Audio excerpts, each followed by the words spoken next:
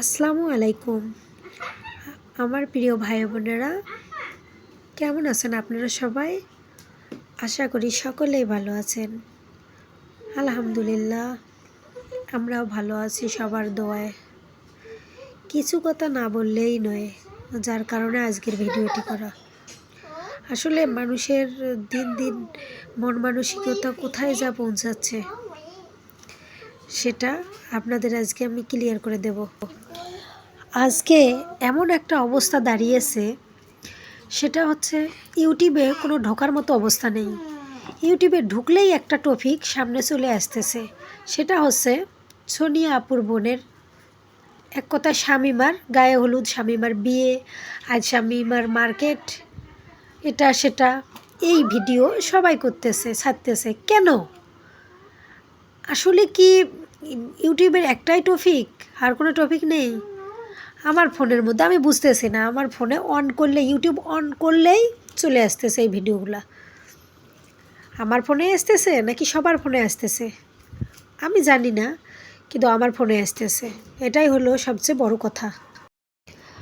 আসলে একটা কথা হচ্ছে, শামিমা সবার বোনের মতো, ঠিক আছে, কিন্তু বোন তো আর না, বোন হচ্ছে সোনিয়া আপুর। তাহলে সে ভিডিও ছাড়তেই পারে, তারা ভিডিও করতেছে, ছাড়তেছে। কিন্তু আমরা কিছু কিছু এই যে ইউটিউবাররা, আমরা ইচ্ছে করেই তাদের ভিডিও নকল করে, তাদের ফেক করে এই যে ভিডিওগুলো ছাড়তেছি, এটা কিন্তু একদমই ঠিক না।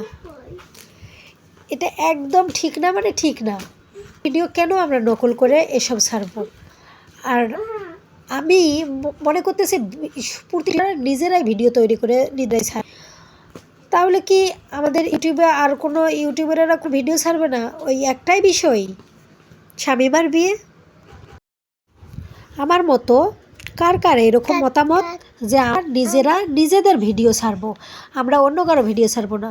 অবশ্যই জানাবেন। আমার ফোনে যেরকম আসতেছে আপনাদের ফোনেও কি এরকম আসতেছে? আসলে নাকি আমি সোনিয়া আপুর ভিডিও দেখি জন্য আমার ফোনে আসতেছে? আপনারা কি কেউ কি বলতে পারবেন এটা আসলে কি হচ্ছে আমার সাথে?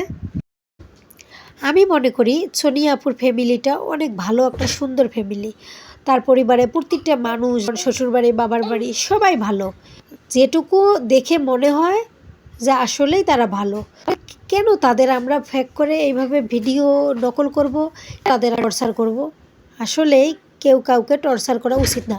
আজ তাকে টর্চার করব, কাল অন্য আরেকজন আমাকে টর্চার করবে। এটাই কিন্তু স্বাভাবিক।